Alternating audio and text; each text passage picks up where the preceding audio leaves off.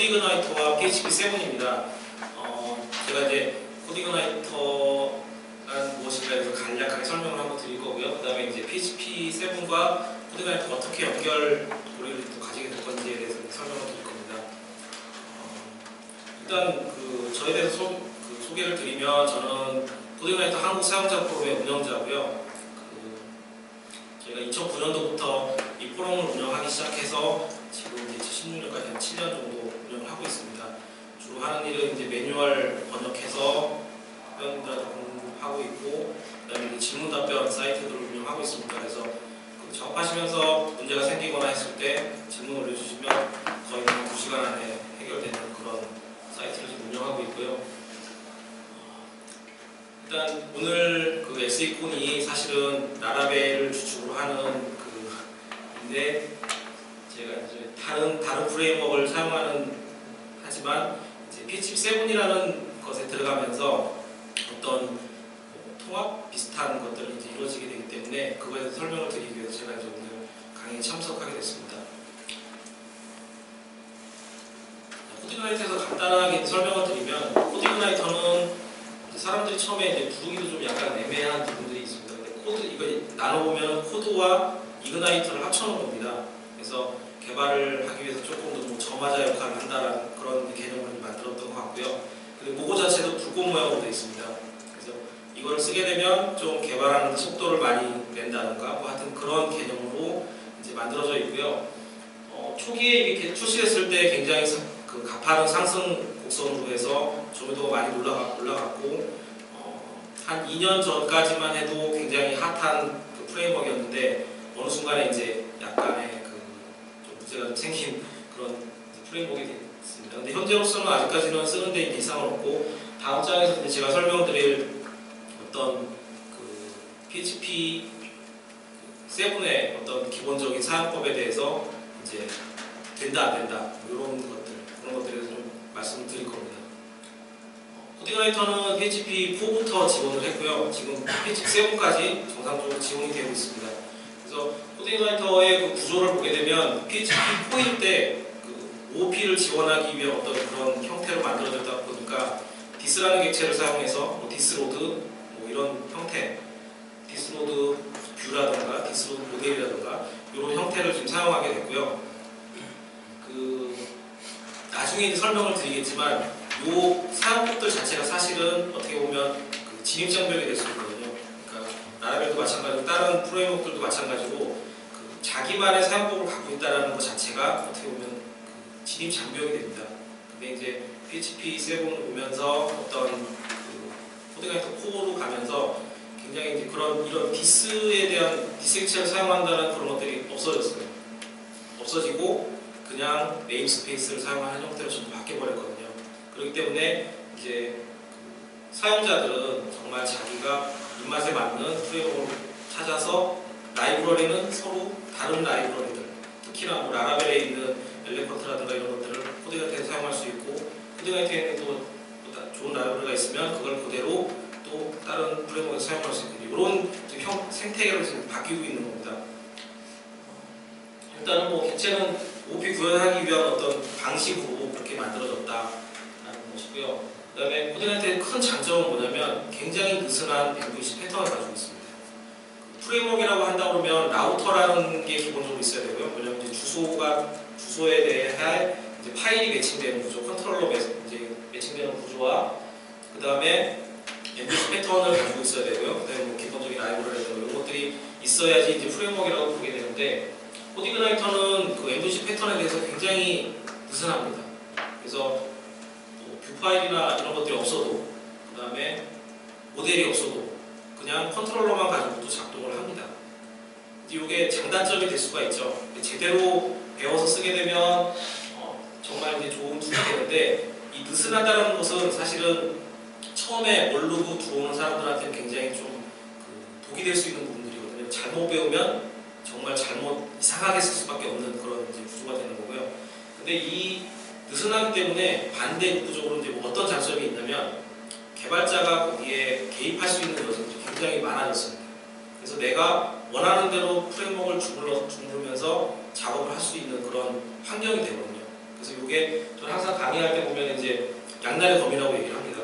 그래서 잘 쓰면 정말 나한테 도움이 되고, 근데 제대로 활용하지 못하고 제대로 배우지 못한 상태에서 쓰게 되면 이제 나중에 내가 뭘 만들었는데 그게 어떻게 이게 되는지도 모르는 그런 상황이 될 수도 있는 그런 이제 측면이라서, 이제 기본적으로 그 속도라는 부분을 제가 적어놨는데, 이 속도는 그 처음에 프레임워크가 코딩라이터라는 프레임워크가 나왔을 때 굉장히 화두가 됐던 부분입니다. 기존에 이제 젠드라던가 뭐 케이크 PHP라던가 이런 것도 있었는데 상당히 무거웠었거든요. 무거웠고 여러 가지 하나의 뭐 프로그램을 구현하기 위해서 굉장히 큰 서버 자문이라든가 로딩을 사용하고 이제 이랬었기 때문에 굉장히 경량화되어 있으면서 속도가 빠른 형태의 사용하기 편한 프레임워크가 이제 나오게 된 게 이제 코딩라이터입니다. 그렇기 때문에 굉장히 그 점유율이 상당히 빠른 시간 내에 이제 그 점유율을 가지게 됐었고요. 아직까지도 그 우리나라에서는 그 많이 쓰고 있는 그런 이제 프레임워크입니다. 그다음에 이제 또 한 가지 장점이 있는데, 이제 일단은 쉽습니다. 뭐 그냥 다운 받아가지고 넣기만 해도 뭔가 페이지는 하나 나와요. 첫 번째 페이지가 그냥 나오거든요. 거기에는 물론 데이터베이스 연결하고 뭐하고 이제 들어가면 이제 불편해지기 시작하겠지만, 어쨌든 기본적인 거는 쉽다라는 거. 그리고 그 큰 장점 중에 하나가 이제 저희가 매뉴얼을 번역해서 한글화 시켜서 이제 제공을 하고 있고, 그리고 이제 질문 답변할 수 있는 사이트를 가지고 있기 때문에 하다가 모르면 질문을 하시면 되는 겁니다. 그리고 이제 지금도 마찬가지지만 저희가 그 코딩라이터로 되어 있는 소스를 저희 포럼으로 만들어서 서비스를 하고 있으면서 그 소스 자체를 공개했습니다. 그래서 직접 뭐 깔아보지 않아도 이제 공부하시면서 사이트를 들어와 보시면 아, 이게 이렇게 작동되는구나, 이제 이런 것들을 또 아실 수가 있기 때문에 좀 그런 장점들이 있고요. 그다음에 유지보수는 그 모든 프레임워크의 장점이죠. 모든 프레임워크들을 사용하게 되면 기본적으로 유지보수가 쉽다는 것들은 뭐 기본적인 사항인데, 이제 요거는 그 프레임워크를 사용할 때 그런 부분이라기보다는 그 프레임워크 자체에 대한, 그러니까 예전에 최초에 그 개발하시는 사항들 보면 그 라이브러리를 본인들이 만들어서 썼거나 아니면 클래스를 누가 공개한 것들을 이렇게 취합을 해서 썼거나 했습니다. 그런 게 단점이 뭐냐면 그 라이브러리가 업데이트가 안 되는 거죠. 예전에 이제 제일 큰 그 문제점이 있었던 게 뭐였냐면, 지금 아마 PHP 5.3이었을 겁니다. 그 5.3 이전까지는 MySQL이라는 MySQL 명령어를 사용할 수가 있었는데 5.3부터는 MySQL I로 바뀌었습니다. MySQL 자체가 이제 없어진 거죠. 그러면서 기존에 뭐 MySQL 라이브러리를 누군가가 만든 걸 가져다 쓰다가 이제 이 사람이 더 이상 업데이트를 하지 않게 되는 겁니다. 그러면 내가 그 MySQL 쓰고 있던 라이브러리를 내가 다 뜯어 고치던가 아니면 또 다른 MySQL I가 지원되는 라이브러리를 찾아서 교체를 해야 되는, 그래서 이건 제가 이제 직접 겪었던 상황이라서요. 저도 프레임워크를 이제 그 주로 사용하고 있지만 속도가 이제 요구되거나 뭐 그런 측면에서는 그 프레임워크를 사용하지 않고 직접 라이브러리만 가지고 작업을 하고 있습니다. 저희가 이제 회사에서 뭐 광고 솔루션이나 여러 솔루션들이 많이 있는데, 광고 솔루션 같은 경우는 속도가 굉장히 중요시하기 때문에 그 프레임워크 쓰지 않고요. 그냥 PHP 클래스 2개만 가지고 만들어서 쓰고 있는 경우도 있습니다. 그러니까 RESTful 클래스하고 MySQL I 클래스 2개만 가지고 이제 프레임워크를 구현해서 쓰고 있는 거죠. 근데 이제 그렇게 이제 작업하는 경우에는 그 기존 방식대로 한다 그러면 업데이트가 안 되는 거죠. 유지보수가 안 되는, 그 라이브러리 자체에 대한 유지보수가 안 되는 그런 부분들이 있었습니다. 근데 이제 그 다음에 이제 나왔던 것이 피어라는 게 나왔었죠. 피어도 마찬가지로, 근데 어느 순간 가다 보니까 사람들이 그 개발자들이 업데이트를 안 하고, 얘도 이제 사실은 좀 사장돼 좀 죽어있는 분위기 그렇게 돼버린 겁니다. 그래서 쓰다가 보면 내가 이게 그 PHP가 버전이 올라감에 따라서 얘도 똑같이 업데이트가 돼야 되는데 그런 것들이 안 되는 상황. 근데 이제 지금 컴포저라는 것들이 나오면서 그런 상황들을 이제 좀 벗어날 수 있게 되었고, 뭐 뭐 PSR이라든가 이런 것들을 그 표준을 준수하는 어떤 과정을 서로 거치게 되면서 이제 그런 좀 유지보수에 대한 것들은 개발자들이 더 이상 생각을 안 할 수 있게 이제 되게 되는 이제 그런 환경으로 지금 이제 가고 있는 겁니다. PHP 7은 참고적으로 제가 말씀드리면 저희 회사에서 지금 한 40여 대의 서버를 운영하고 있는데요. 클라우드에서 지금 운영하고 있습니다. 근데 전부 다 PHP 7을 업데이트를 했고 그 전에는 제가 5.2, 5.3대를 쓰고 있었습니다.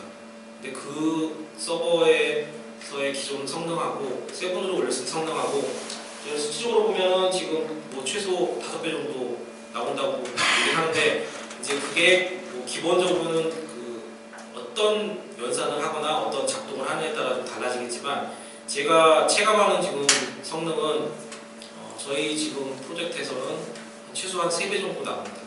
그래서 이게 이제 거꾸로 얘기하면 무슨 효과라고 하면 비용 대비 비용 절감 효과가 이제 있을 수 있는 거죠. 왜냐하면 기존에는 10대의 서버가 필요했다 그러면 PHP 7을 올리게 되면 한 7대 정도 아니면 6대 정도만 돌려도 똑같은 성능을 낼 수가 있거든요. 그래서 가급적이면 가능하시면 PHP 7으로 서버들을 업데이트해서 작업하시는 게 그 비용 절감할 수 있는 그런 효과를 누릴 수가 있습니다. 그리고 이제 이게 또 한 가지 이제 뭐가 있냐면 속도도 빨라졌지만 일단 메모리 사용량이 많이 줄었습니다. 코딩이나이터라든가 다른 여타 프레임워크들은 아무리 경량화되어 있다고 하더라도 그 네이티브 PHP라고 하는 것보다는 메모리 사용량을 많이 할 수밖에 없죠. 왜냐하면 뭔가가 계속 로딩이 돼야 되니까. 라이브러리가 됐건 뭐가 됐건 기본적인 사용법들이 로딩이 되어서 돌아가기 때문에 그렇게 되는데 예전에 코딩이나이터 2 같은 경우는 한 아무것도 안 해도 2메가 정도 차지합니다. 페이지 하나 띄우는데. 그리고 3도 거의 비슷한 상황이었었고요. 근데 지금 그 7을 올리게 되면 어떤 때는 그 1기가 아래로 떨어집니다. 그 1기가 아래대에서 뭐 적을 때는 뭐 500KB 이렇게 사용될 때도 있고요. 800KB. 그러니까 이게 어쨌든 동일 서버에서 메모리를 그만큼 덜 사용하기 때문에 이제 동접이라든가 이런 것들이 좀 유익할 수 있는 그런 부분들이죠. 자, 그래서 기본적으로 이렇게 코딩이나이터에 대해서 설명을 드렸고요. 자, 이 부분은 제가 간략하게 설명하고 넘어가겠습니다. PSR이라든가 이런 것들 기본적인 것은 알고 계시고 프레임워크를 사용하시는 분들이 많기 때문에 지금 이제 레거시라고 되어 있는데 이거에 대한 설명만 하나 하고 넘어가겠습니다. 그 코딩이나이터가 이제 잘 개발돼가지고 코딩이나이터 3까지도 잘 개발 중이었었는데 그 코딩이나이터 3를 개발하던 중간에 개발사, 그러니까 코딩이나이터의 주관사에서 자기네들은 더 이상 이거를 케어할 수 없다, 새 주인을 찾는다라고 공고를 냈습니다. 그러고 나서 새 주인이 2년 반 동안 나타나지 않았어요. 그러다 보니까 코딩이나이터는 2년 반 동안 멈춰져 있었습니다. 더 이상 발전을 하지 않고 그 2년 반이라는 시간은 사실은 아시겠지만 그 IT 쪽에서는 엄청난 기술 변화가 일어나는 시기거든요. 근데 코딩이나이터는 2년 반 동안 그 PHP 7이 아니라 모던 PHP라고 하는 그 기술에 대해서 맞추지를 못한 상태로 멈춰 있었던 거죠. 그리고 다행히 그래도 이제 뭐 BCIT라는 데서 그 자기들이 이제 개발하겠다고 해서 맡아서 지금 이제 코딩이나이터 4를 만들고 있는데 그 전에 이 사람들이 뭘 했냐면 기존에 그 만들고 있던 코딩이나이터 3를 마무리를 해서 다시 배포를 했습니다. 배포를 했고 코딩이나이터 4에 대한 개발로 들어가서 지금 3개의 파스가 있는데 그 중에 첫 번째 파스는 지금 완료가 된 상태입니다. 아마 내년 상반기쯤이면 나오지 않을까 지금 예상 좀 하고 있고요. 그래서 이제 왜 레거시라고 사람들이 혹자들은 이제 레거시라고 부르는 사람들이 있습니다. 코딩이나이터를 레거시 시스템이라고 부르고 있는데 그게 이제 이유가 있었다. 그러니까 저도 이거는 제가 직접적으로 거기에 참여해서 개발한 사항이 아니었었기 때문에 안타깝지만 그냥 지켜볼 수밖에 없는 이제 그런 상황이었었거든요. 어쨌든 지금은 정상적으로 개수돼서 코딩이나이터 4가 준비가 되고 있고요. 지금 제가 알기로도 코드그라이터 4를 이제 소스들이 몇 번 중간에 바뀐 걸로 알고 있습니다. 그만큼 이제 그 변화라든가 이런 것들을 많이 대응하기 위해서 준비를 하고 있는 거고, 근데 지금 파스1이 완료가 됐는데 파스1은 구조에 대한 부분입니다. 구조에 대한 부분이 완료가 됐기 때문에 사실은 큰 틀에서는 이제 더 이상 변화가 없다는 얘기입니다. 그래서 만약에 코딩라이터 4에 생각이 있으시면 지금 보셔도 됩니다. 지금 기본 구조들은 보셔도 되고요. 구조가 크게 바뀌지는 않을 겁니다. 그거에 대한 거는 맨 마지막 장에서 다시 한번 설명을 드리겠습니다. 자, 요거는 이제 코딩라이터 버전별로 PHP를 얼마만큼 지원을 하느냐. 예. 근데 기본적으로 이제 제일 화두가 되는 부분이 이제 컴포저입니다. 컴포저하고 네임스페이스라든가 그 이외의 여러 가지 기타 등등등. 근데 네임스페이스가 지원이 되면 사실은 나머지 것들도 거의 동일한 상태에서 지원된다고 보시면 됩니다. 그래서 제가 그 두 가지만 특정을 지어서 지금 이제 비교를 할 겁니다. 그래서 제가 제 그 맥북에 이제 코딩라이터 2, 3, 4 소스를 다 해놨고요. 그 다음에 이제 컴포저를 이용할 수 있는 환경을 구축을 다 해놨습니다. 그래서 거기에서 컴포저를 받아서 컴포저로 이제 그 모놀로그라는 로깅을 받아서 그 얘가 이제 네임스페이스로 되어 있기 때문에 이게 어떻게 작동을 하는지 그거에 대해서 소스들을 이제 보여드릴 겁니다. 근데 지금 여기 보시면 2, 3, 4는 아무 그 네임스페이스에 대해서는 아무 문제 없이 잘 돌아가는데 2점대에만 제가 삼각형을 해놨어요. 근데 이것도 안 돌아간다는 의미가 아니라 그 자체적으로 그 지원을 하질 않아서 약간 편법으로 구현을 해야 된다라는 의미입니다. 뭐냐면 그 오토로더를 이제 추가를 해줘야 되는데 위치를 잡아줘야 되는데 벤더가 있는 위치를 잡아줘야지 거기서부터 이제 읽어드려서 사용을 할 건데 2점대에서는 그런 거에 대한 지원, 왜냐면 2점대는 코드라이터 4 대상으로 만들어진 프레임워크입니다.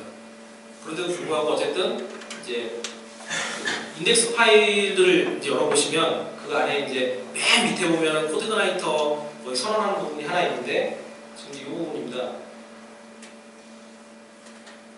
이게 원래 구문이고요. 이 구문을 찾아서 위에다가 이거 한 줄만 넣어주시면 됩니다. 이거 한 줄 넣어주시게 되면 이제 컴포저를 그대로 사용하실 수가 있고 네임스페이스는 당연히 그거는 컴포저는 별개이니까요. 그래서 요거에 대한 소스를 제가 잠깐 보여드리겠습니다.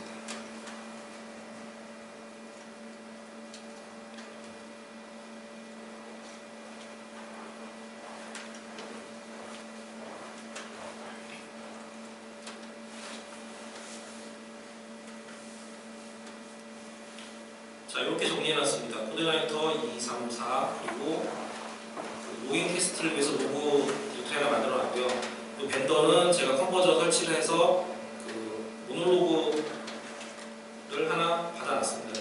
받아놨고요. 그래서 이 코드라이터 2, 3, 4에서 이 디렉토리에서 모두 이 벤더를 보게 해서 하나의 벤더를 보게 해가지고 이용할 수 있게 이렇게 만들어놨고요. 자, 2를 보시게 되면 제가 index.php 파일이라고 말씀드렸는데 원래는 이 부분이 없는 줄입니다. 이 부분이 없는 줄인데 제가 이제 그 컴포저 사용을 위해서 추가를 한 부분입니다. 이렇게 되면 이렇게 하고 이 벤더에다가 뭐 컴포저 제이슨 안에다 내가 필요한 라이브러리라든가 이런 것들을 선언하게 되면 바로 사용하실 수가 있게 되는 그런 부분이 됩니다. 그리고 3를 보게 되면 3하고 4는 이제 같은 상황인데요. 3하고 4는 컨피그레이션 파일 안에 그 로딩 오토로드 위치를 지정할 수 있는 부분들이 들어가 있습니다. 그래서 이런 식으로 제가 이제 지정을 해놨고요. 어디에 있는 벤더에 오토로드.php를 보게 이렇게 해놨습니다. 이게 3나 4는 동일하게 되어 있습니다. 이거를 해주게 되면 자동으로 그 내가 컴포저로 설치한 라이브러리들을 모두 읽어드려서 사용할 수 있게 되는 겁니다. 3도 잠깐 보여드리면 3는 구조가 좀 많이 바뀌어서 컴피그 파일이 아니라 뭐 앱이라는 파일로 바뀌었습니다.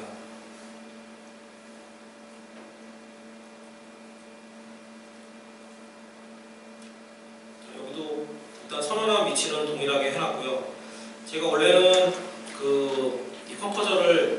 위치에 설치를 해놨었는데 이번 강의를 위해서 한 군데 몰았거든요. 한 군데 이제 새로운 디렉토리를 만들어서 이거는 이제 컴포저 할 때 쓰실 때 D 옵션을 주게 되면 디렉토리를 지정할 수 있게 돼 있어요. 그러면 특정한 위치에 내가 원하는 위치에 컴포저를 설치할 수 있게 돼 있고요. 그래서 그 디렉토리별로 다른 버전들을 다 사용할 수 있어요. 그러니까 프로젝트가 만약에 프로젝트가 다른데 컴포저에서 내가 써야 될 라이브러리들이 다르다 그러면 D 옵션 주시고 다 따로 설치하게 되면, 왜냐면 필요 없는 라이브러리까지 로딩할 필요는 없잖아요. 그래서 이제 D 옵션을 줘서 프로젝트별로 이제 다 찢어가지고 쓰게 되면 좀 편하게 되어 있습니다. 그래서 제가 이렇게 구현을 했고요. 자, 이게 이제 어떻게 쓰여지는지 이거를 한번 보여드리겠습니다. 이 웰컴이라는 건 이제 설치하게 되면 나오는 기본 파일이고요. 자, 제가 여기에 위에 이제 컴포저를 사용하기 위해서 기본적인 어떤 작업을 거쳤기 때문에 컴포저를 통해서 설치한 모놀로그라는 라이브러리를 제가 사용하는 걸로 보여드리겠습니다. 그래서 기본적으로 모놀로그에 있는 로고를 내가 사용하겠다라고 선언을 해주는 거죠. 마찬가지로 이제 스트림 핸들러에 있는 것들을 그냥 쓰겠다라고 지금 제가 선언을 한 거고요. 사용법 자체는 기존에 제가 이제 로고에 대한 선언과 나머지 사용법은 똑같습니다. 다른 프레임워크에서 사용하는 방법과 동일하게 그냥 U라는 형태로 해서 사용을 해서 인자를 받아가지고 좀 쓰게 되어 있습니다. 그래서 제가 CI2라는 거로 이름을 만들어서 핸들러에다가 이제 파일 위치는 아까 만들어 놓은 로그라는 디렉토리에 ci2.로그라는 파일로 어떤 로고 파일 작성해라 이런 의미고요. 그래서 제가 ci2 컨트롤러 로그라고 이제 인포메이션을 하나 추가하는 라인을 작업을 해놨습니다. 그리고 이제 기본적인 원래 뷰 파일 들어오는 걸로. 그럼 요거를 실행하게 되면 이 페이지에 들어올 때마다 요 로고를 계속 찍겠죠. 그래서 이제 이거는 네임스페이스 사용법을 그대로 보여드린 거거든요. 제가 요거를 요거는 지금 코딩라이터 2 파일입니다. 제가 지금 기존에 테스트를 계속 해놨던 거고요. 자, 이제 가상 도메인을 만들어서 제가 이 PC에서 지금 테스트하기 위해서 코딩라이터2.com으로 가상 도메인을 만들어놨습니다. 이거를 지금 화면이 너무 크니까, 자, 여기는 지금 로고 파일입니다. 여기서 이제 어떤 액션이 일어나면 이 로고가 찍히겠죠. 그러면 이제 기본적으로 코딩라이터2에서 네임스페이스가 작동한다는 걸 제가 이제 보여드리기 위해서 만들었습니다. 자, 한 줄을 찍혔습니다. 이게 이제 제가 들어올 때마다, 아까 이제 소스에서 보면 들어올 때마다 이 페이지를 보여주기 전에 로깅을 하게 돼 있죠. 요게 지금 이제 똑같이 이제 들어가 있는 겁니다.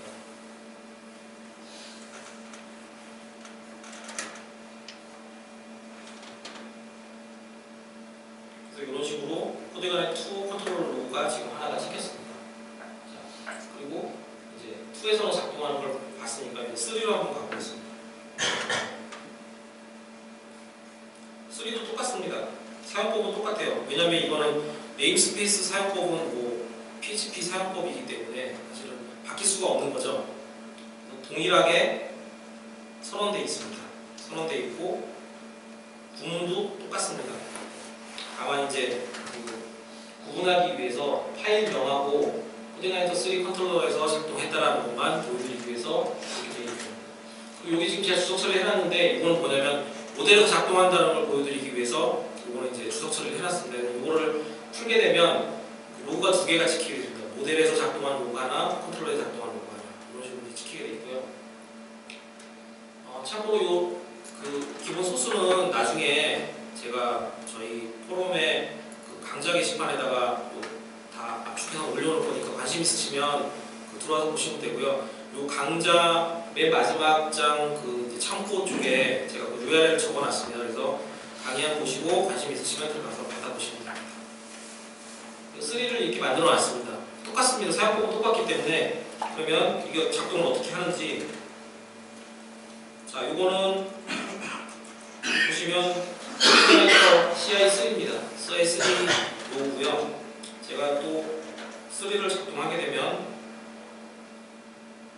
자, 얘는 코딩라이터 코드라이터 3입니다. 3에서 제가 또 새로 고침을 하게 되면 한 라인이 또 들어갔죠. 정상적으로 지금 작동을 하고 있는 거예요. 마찬가지로 4에서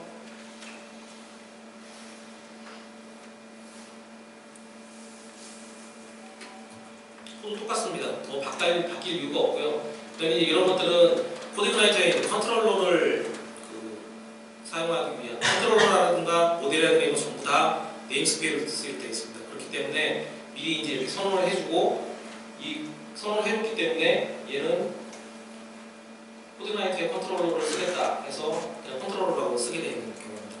이걸 안 해주게 되면 여기다 이제 플레임으로다가 붙여주게 되면 사용을 할 수가 있겠죠. 그러니까 기본적으로 형태는 비슷한데 이제 어떤 네임스페이스에 대한 사용 자체가 코드이그나이터 안으로 들어와 버렸습니다. 그 전에는 다르죠. 그 전에 있던 어떤 형태랑 얘는 CI 컨트롤러라고 해서 따로 상속을 받아서 썼습니다. 그게 아니라 앞으로는 그냥 네임스페이스 형태로 사용할 수 있게 그렇게 내부 구조가 바뀌었습니다. 그러면 이게 무슨 얘기냐면 다른 데 있는 라이브러리랑 뭐든지 간에 마음대로 가져다가 쓸 수가 있고 왜냐하면 네임스페이스 쓰듯이 그냥 똑같이 쓰면 되거든요.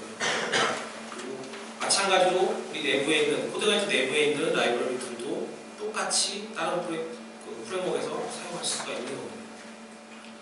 자, 3 이제 4도 사용할 수 있는 방법을 보게 되면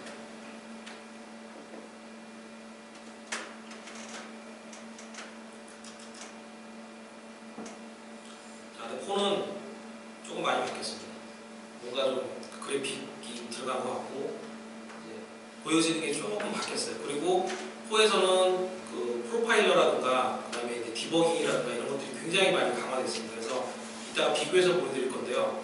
개발하기에 굉장히 용이에 훨씬 더 용이해졌습니다. 지금 여기 보면 불꽃마크가 하나 있는데 얘가 이제 디버깅 바입니다. 디버깅 바를 실행하게 되면 여러 가지 뭐 타임라인이라든가 데이터베이스를 사용했을 때 그 쿼리라든가 이런 것들. 왜냐면 그 직접적으로 SQL을 입력하는 게 아니라 어떤 액티브 레코드라든가 아니면 엘레컨트라든가 이런 걸 쓰게 되면 제가 그 실행되는 콘솔에서 실행되는 쿼리를 볼 수가 없죠. 근데 그런 것들 쿼리를 보기 위해서는 이제 이런 그 디버깅 툴을 쓰거나 아니면 특정 명령어를 그 소스 안에다가 삽입을 해가지고 소스를 화면에 출력하게 하거나 이제 이렇게 해야 되는데 일단은 지금 이런 바가 들어오면서 데이터베이스 쿼리가 이제 나오게 되기 때문에 긁어가지고 그냥 콘솔에서 실행해보면 되는지 안 되는지 쿼리가 문제가 있는 건지 아니면 다른 로직의 문제가 있는 건지 그런 것들을 판단할 수가 있는 거죠. 요거는 제가 이따가 보여드릴 겁니다. 저희 이제 여기 안에 ORM이 예전에는 액티브 레코드라는 걸 사용을 했는데 액티브 레코드도 ORM의 일종이라고 하지만 약간 형태가 좀 다른 형태입니다. 근데 지금 코드이그나이터 4에서는 완벽한 ORM 형태로 지금 바뀌었습니다. 그래서 ORM이 들어왔어요. 4 자체 안으로. 그거에 대한 사용법도 이따가 잠깐 보여드릴 겁니다. 자, 일단 여기가 지금 들어왔고요. 제가 얘도 한번 재실행을 해보면 조금 느려서 그런데 두 번 돌렸더니 이제 두 개가 지금 들어왔습니다. 그래서 지금 제가 이제 보여드린 이유는 그 모던 PHP라고 해서 지원이 안 되는 게 아니었습니다. 안 되는 게 아니었는데 사람들이 사용법이라든가 이런 것들을 제대로 숙지하지 못했었고 그 충분히 검색을 하게 되면 코드이그나이터 2에서도 여러 가지 것들을 사용할 수 있는 방법들이 다 있는데 이제 이런 거였죠. 내가 수고를 들여서 어떤 라이브러리나 이런 것들을 써서 구현을 할 수 있느냐 아니면 프레임워크 자체에서 그런 기능들을 가지고 있어서 그냥 내가 쓰면 되느냐 이거의 차이였던 겁니다. 근데 그 차이는 아까 제가 말씀드렸던 그 주관사가 이제 다른 주관사를 찾으면서 2년 반이 멈춰져 있었던 그런 것 때문에 지금 이런 것들이 생겼었고요. 근데 어쨌든 그 코드이그나이터 2버전이라고 해서 이게 PHP 4 때 나왔던 이 버전이라고 해서 그 PHP 7에 있는 기능을 사용하지 못한다. 이거는 아니라는 겁니다. 그래서 코드이그나이터 2 버전을 사용하시더라도 얼마든지 모던 PHP의 그런 기능들을 사용하고 개발을 하실 수 있다라는 측면에서 제가 이걸 보여드린 겁니다.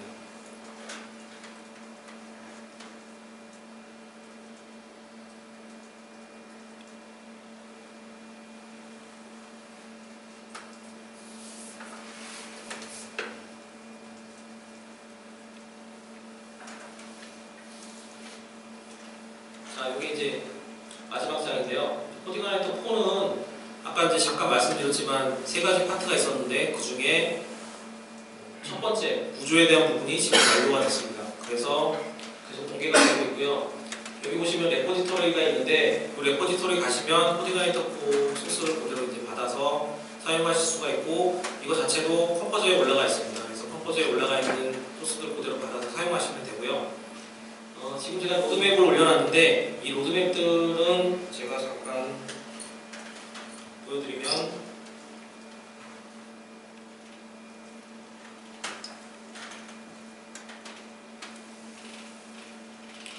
자, 여기 이제 코딩커넥터 4에 대한 로드맵이고요. 뭐 이렇게 설명을 해놨는데 어쨌든 뭐 이러이러이러한 기능들을 가지고 우리가 작업을 하겠다라고 했었고요. 그 다음에 지금 이제 실질적으로 이게 얼마 전에 나온 이제 내용입니다. 그래서 파스 1은 완료가 됐고 파스 2에 들어간다.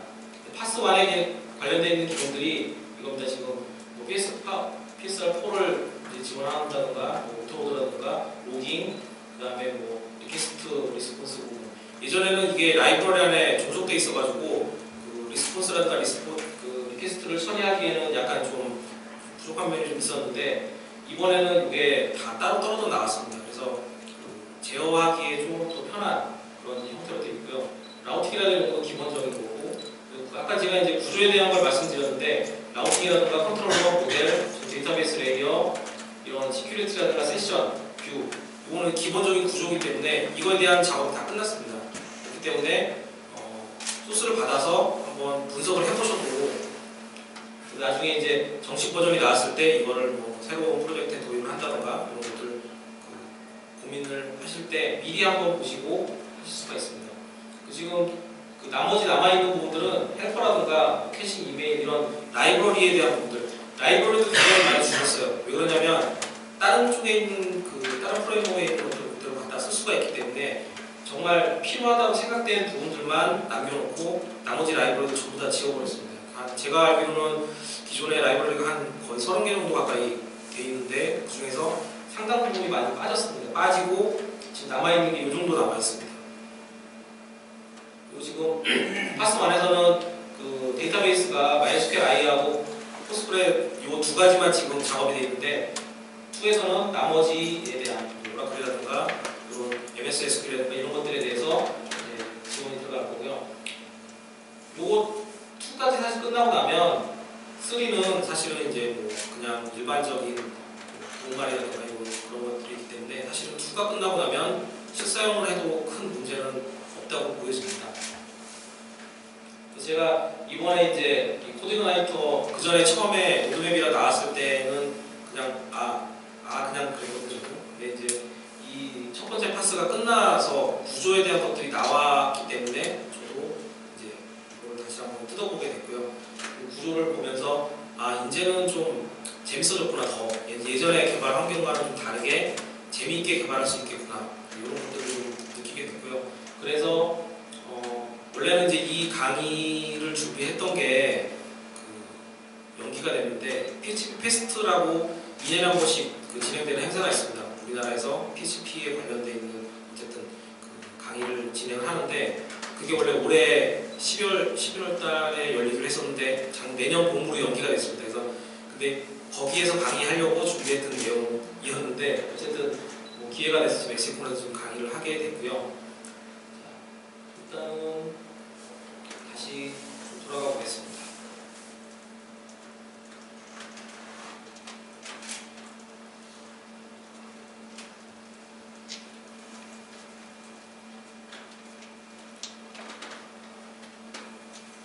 그래서 뭐 PSR이라든가 컴포저라든가 네임스페이스, ORM, 디버깅, 프로파일링, 뭐 유닛 테스트 등등등등이 이제 들어오게 됐고 예전에 이제 이게 왜 제가 이 말씀을 드리냐면 코딩커넥터 3까지는 어떤 IDE 그러니까 PHP 스톰이나 이런 데서 쓰려면 뭔가 작업을 해줬어야 돼요. 뭔가 어떤 서드파티 라이브러리 같은 그런 것들을 써줘야지 체킹이 되고 뭐 이런 것들이 있었는데 지금은 앞으로는 이제 특히나 이제 유닛 테스트 같은 경우 디버깅이라든가 이런 것들이 예전에는 약간 좀 불편하거나 안 되는 부분들이 있었어요. 근데 앞으로는 PHP 코딩라이터 4를 쓰게 되면 그런 부분은 이제 다 없어질 거라는 거죠. 그러니까 편하게 그냥 네이티브 PHP 개발하는 것처럼 어쨌든 유닛 테스트라든가 뭐 디버깅이라든가 이런 것들을 사용할 수 있게 될 겁니다. 그래서 제가 이제 PHP 코딩라이터 4에서 ORM을 작성하는 거를 잠깐 보여드리겠습니다.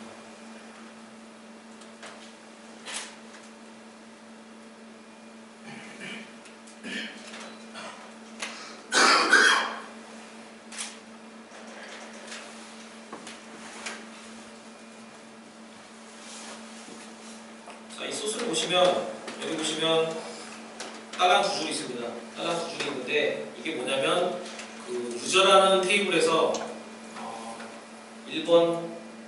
1번에 해당되는 데이터를 가져다가 화면에 출력해주는 내용입니다. 굉장히 간결해졌어요. 예전 소스하고 제가 3 소스하고 그러니까 코딩라이터 3 소스하고 비교를 해드릴게요. 자, 기존에는 이런 식으로 써야지 똑같은 화면이 나왔습니다.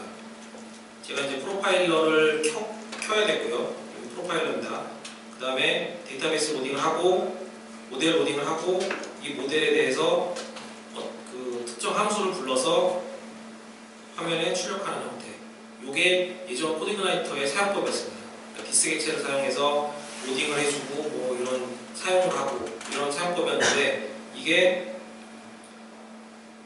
이제 이런 형태로 바뀌어버린 거죠. 그냥 네임스페이스를 사용을 해서 내가 거기에 있는 유저스에 있는 유저에 있는 어떤 함수를 실행하는 거. 이걸로 그냥 바뀌어버렸습니다. 그래서 이 내용을 한번 보여드리면 자, 모델에 보시면 여기 지금 모델스라고 되어 있죠. 모델스 디렉토리에 유저스라는 디렉토리가 또 있을 거고 유저라는 어떤 함수가 있겠죠.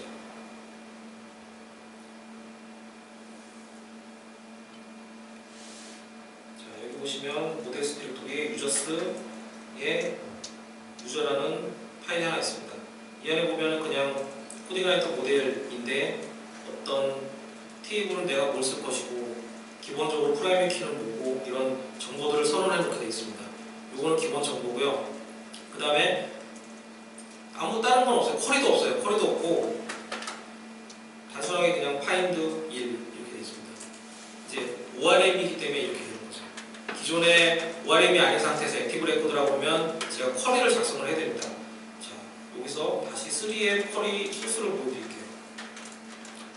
똑같은 역할을 하는데 3의 모델은 이렇게 되어 있습니다. 함수입니다. 게레어라는 액티브 레코드를 사용해서 유저 테이블에서 아이디 몇 번인 거를 찾아서 쿼리를 실행하고 결과를 리턴하는 형태. 이렇게 되어 있는데 이게 아까는 굉장히 단순하게 되어 있어요. 그냥 find 명령어 하나만 주게 되면 그냥 바로 사용할 수 있는 형태로. 그래서 이 결과를 보여드릴게요. 어떻게 나오는지. 자, 이게 코딩라이터 3에서 그 모델을 불러오는 모델에서 특정 값을 하나 불러다가 화면에 출력한 형태입니다. 아까 보셨던 소스로. 여기 보면 이제 벤치마킹이라고 해서 뭐 클래스가 로딩될 때까지 얼마의 시간이 걸렸고 그 다음에 컨트롤러가 돌아가는 시간 그리고 다 합쳐져서 최종적으로 나오는 시간 이런 것들이 표시가 됩니다. 그리고 뭐 메모리 사용량 이거 보시면 590kb입니다. 굉장히 작죠. 지금 제 맥북에도 PHP 7이 지금 돌아가고 있고요. 3에서도 이 정도밖에 안 나옵니다. 굉장히 좀 슬림해진 상태고요. 여러 가지 이제 뭐 만약에 제가 포스트나 개수로 어떤 데이터를 던졌으면은 그거에 대한 것들 그리고 이제 여기 이제 쿼리가 나오죠. 쿼리가 어떻게 실행이 됐다 이런 것들이 나오는데 자 여기서는 어떻게 바뀌었는지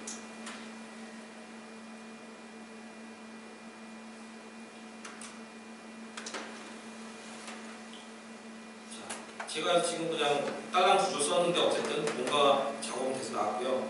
그 내용을 클릭해보면 이런 식으로 좀 보기 편하게 작업이 돼서 나옵니다. 아이디는 뭐고 닉네임은 뭐고 이런 식으로 개발하기 좀 편한 형태로 바뀌었고요. 그 다음에 이제 디버깅 바에서 타임라인 좀 세분화가 됐습니다. 시작돼서부터 어디까지 그 다음에 뭐 주소 라우팅하는데 얼마 컨트롤러가 얼마 그리고 데이터베이스에서 얼마, 쿼리 돌리는데 얼마 왜 중요하냐면 그 서버에서 어떤 문제가 생겨서 슬로우 콜이라든가 아니면 서버가 반응이 느릴 때 이게 데이터베이스의 문제인 건지 아니면 서버 자체의 문제인 건지 일단 그걸 판단하기 위해서는 되게 중요하거든요.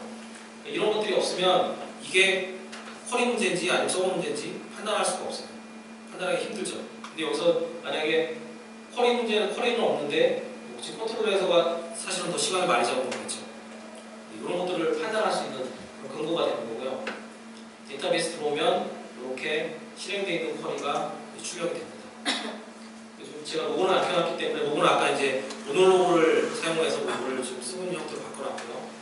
그리고 파일즈라고 해서 현재 이 액션이 돌아가기까지 어떤 클래스라든가 파일들을 전부 로딩해서 사용했다라는 것들, 그런 것들이 이제 경로들이 이제 쭉 나오게 되어 있습니다. 그리고 라우터는 주소입니다. 그래서 어떠한 컨트롤을 사용했고 어떤 형태로 이제 되어 있다. 이게 이제 왜 중요하냐면 가끔 주소를 변조하는 경우가 생겨요. 그러니까 라우터를 이용해서 주소를 변조를 해서 사용하는 경우가 생기는데 그랬을 때 그 라이브러리, 그러니까 그 주소가 어떤 파일에 매칭되어 있는지를 알려면 다 뜯어봐야 됩니다. 근데 이런 그 라우트 테이블을 이용하게 되면 여기서 어떤 주소로 들어와서 어떤 그 파일에 연결되어 있는지, 어떤 컨트롤러 메시지에 연결되어 있는지가 나오기 때문에 기본이하기가 좀 쉽겠죠. 이제 변수들이라든가 이런 것들이 좀 출력이 되는 형태로 되어 있습니다. 자, 제가 일단 간단하게 그냥 코딩라이터 코어의 ORM을 사용해서 어떤 특정 데이터를 불러오는 걸 그냥 간단하게 보여드렸는데 사고 자체가 굉장히 많이 바뀌었고요. 그 다음에 좀 간편해졌죠. 예전보다 더 그런 측면이 있고.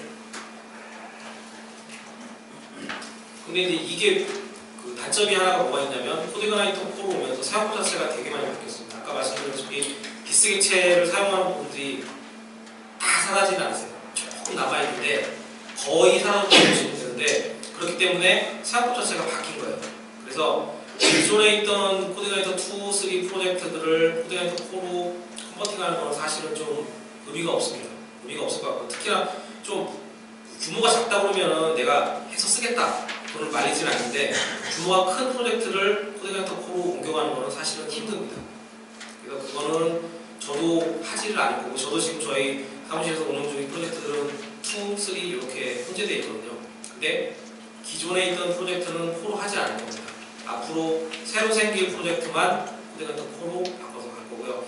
그 다음에 이제 그럴 수는 있습니다. 전략적으로 저희가 이제 어떤 외부적으로 홍보라든가 이런 것들을 위해서 우리도 이런 거를 하고 있다라는 거를 하겠다고 하면 저희 메인 프로젝트를 이제 코딩라이터 코로 컨버팅을 해야 되겠죠.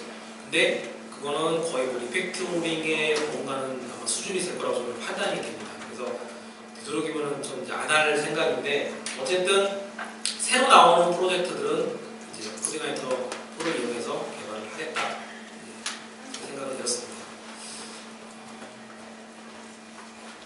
오늘 이렇게 해서 여기까지 강의를 드렸는데요.